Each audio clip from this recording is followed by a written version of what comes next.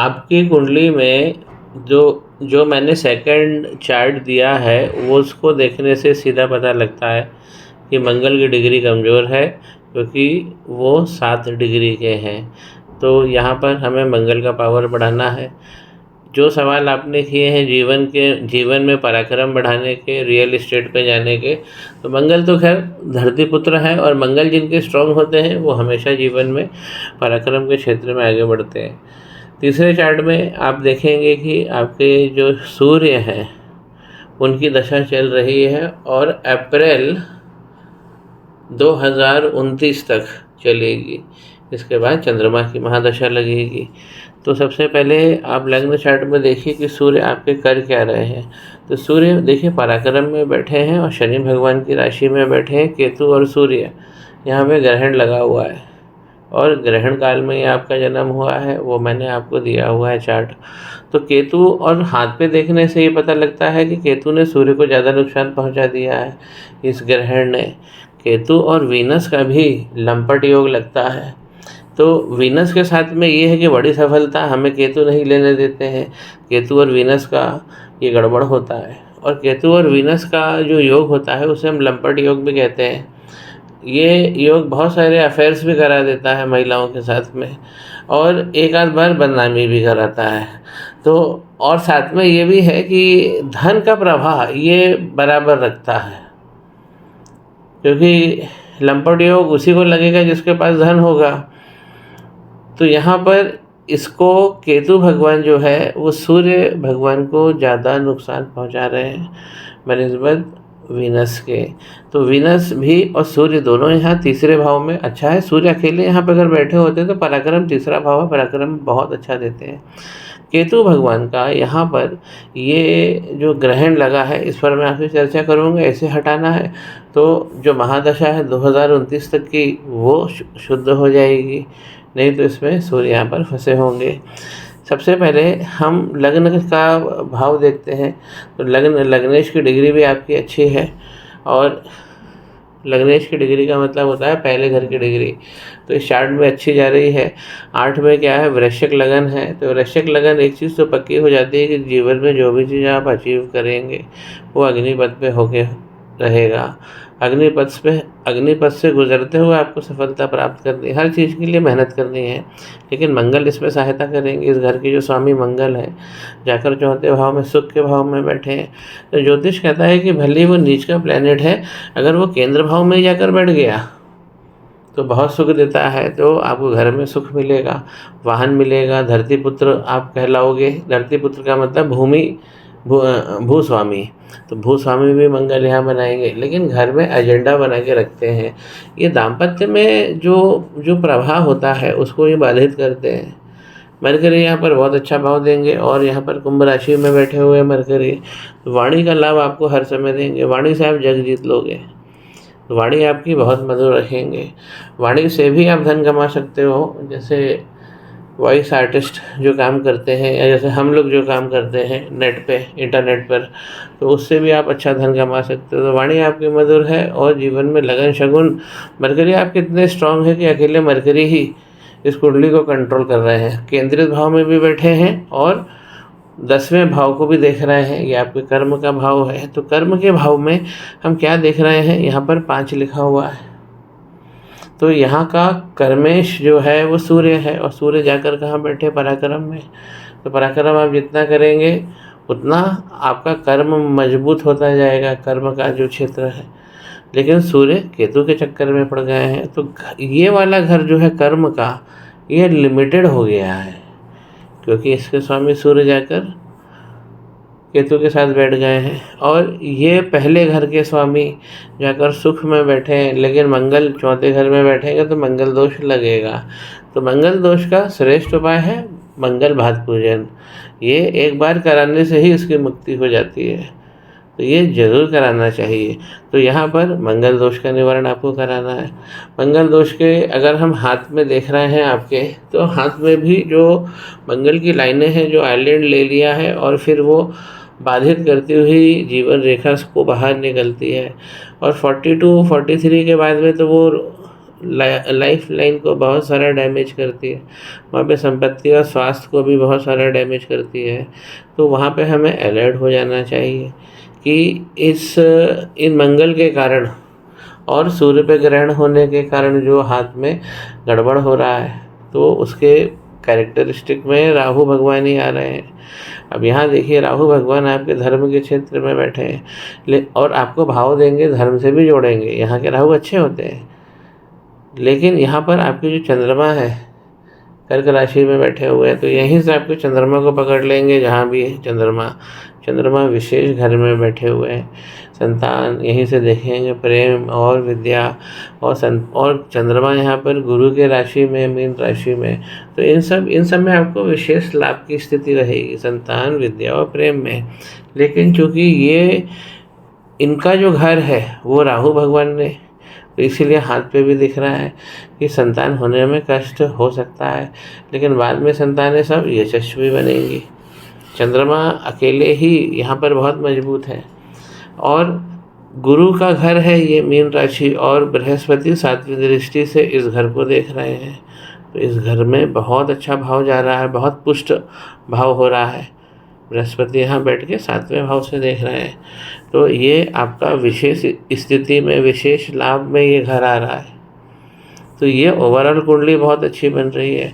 लेकिन इस कुंडली के अंदर एक चीज़ और मैं कहना चाहूँगा कि संक्षेप में, कि लग्नेश जो है वो मंगल यहाँ बैठे हैं सुख में, धनेश यहाँ पे देखिए 9 लिखा है, धनु राशि गुरु कहाँ जाकर बैठे हैं, लाभ में, और शनि भगवान भी यहाँ बैठे हुए हैं लाभ में, और शनि भगवान यहाँ 6 नंबर लेकर बैठे हैं यानी कन्या राशि में।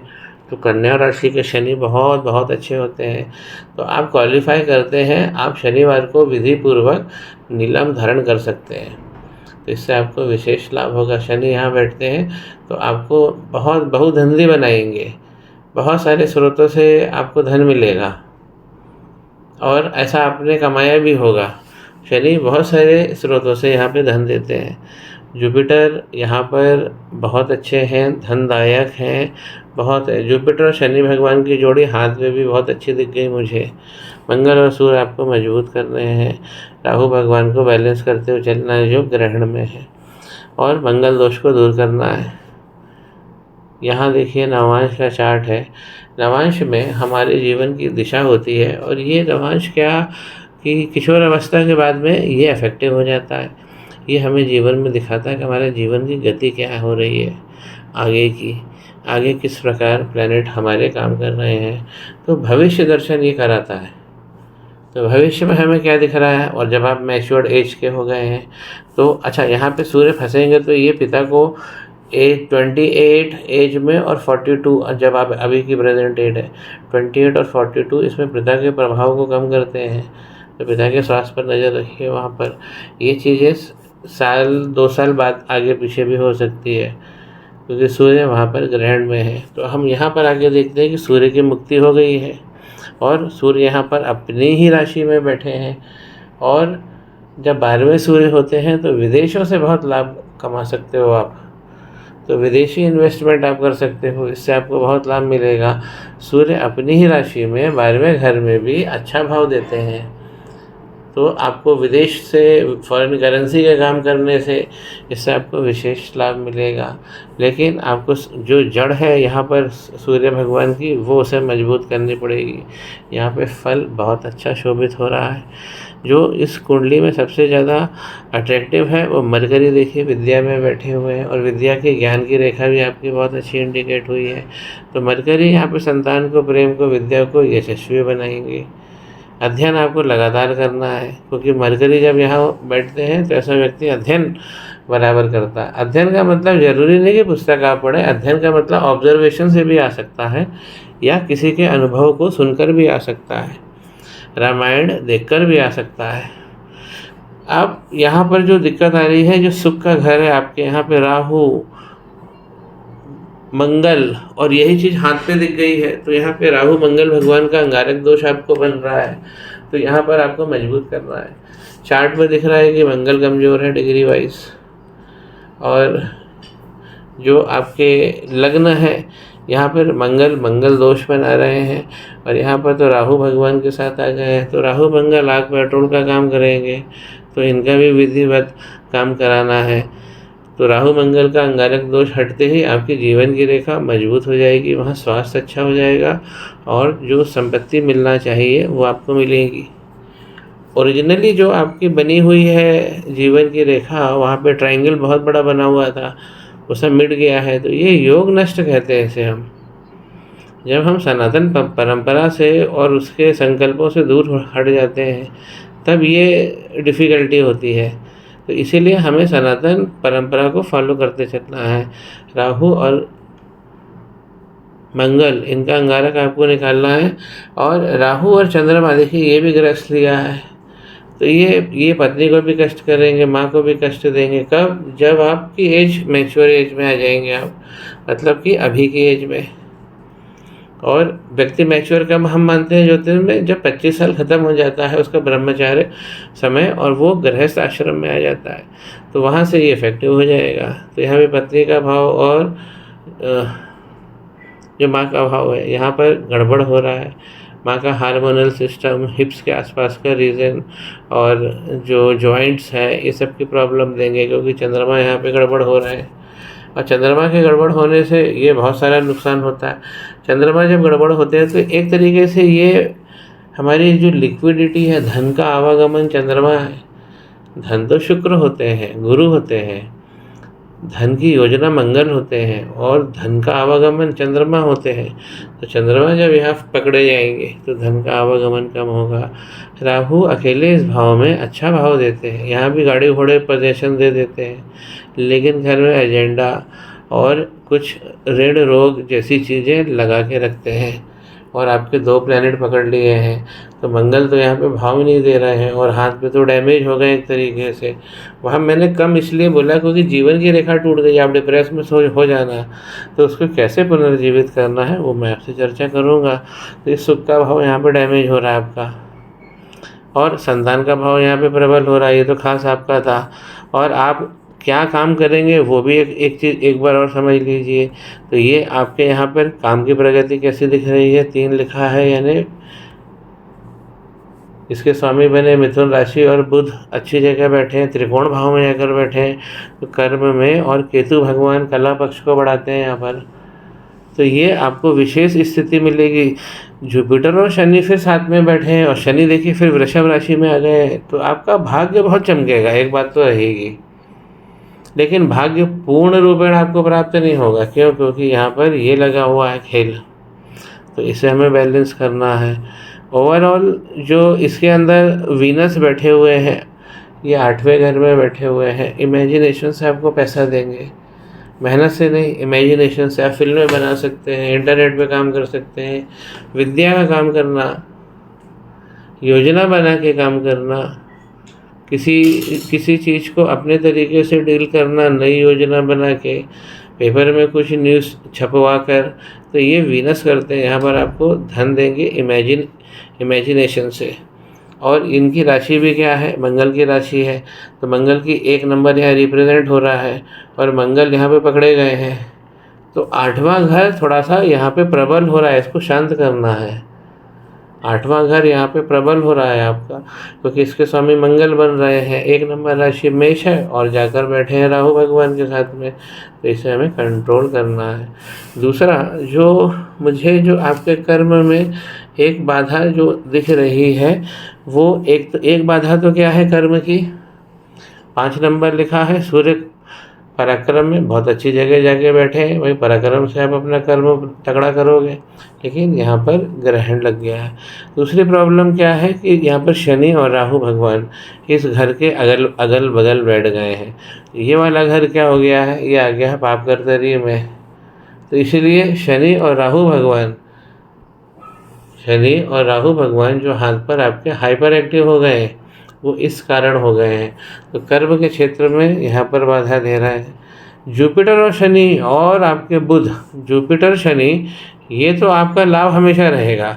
ये जुपिटर शनि जो यहाँ बैठे हुए हैं, ये तो आपके ऐसा है कि एक नल आपका धन का तो खुला रहेगा, हाथ का भी बंद नहीं होने देंगे ये। बड़ी सफलता के लिए हमको इनको सेटल करना है, इनको सेटल करना है और इनको सेटल करना है, तो सारा सेटलमेंट एक बराबर हो जाएगा। सूर्य आपके यहाँ पर विदेश से बड़ा काम विस्तार दे देंगे। हैशटैग जैसी लाइन बनी हुई है आपके सूर्य पे, और लापरवाही के कारण मौसम मिट गई है। किसी के शनि अगर वक्री बैठे हुए हैं और जैसे आपकी लाइन है, तो इसकी स्वास्थ्य की समस्या, फिर प्रेम की समस्या, फिर धन की समस्या, योजनाओं में लाभ नहीं मिलना, ये सब काम चालू हो जाता है। शनि भगवान पर इतनी बड़ी लाइन है आपके वक्री कि ये समस्या आजकल की नहीं है कि कल एक समस्या पैदा हो गई और आज आपने फ़ोन कर दिया। ये समस्या पहले की है। लंबी समस्या से जब कोई भी समस्या 2 साल से ज़्यादा सॉल्व नहीं हो रही है, तो इसमें मंगल शनि भगवान का प्रॉब्लम ज़रूर होता है। तो वो भी हमें सोच लेना चाहिए ताकि हमारा मनुष्य जीवन का समय अच्छा गतिमान हो और परिणाम हमारे स्वरूप मिले, समृद्धि बढ़े और लाभ बढ़े।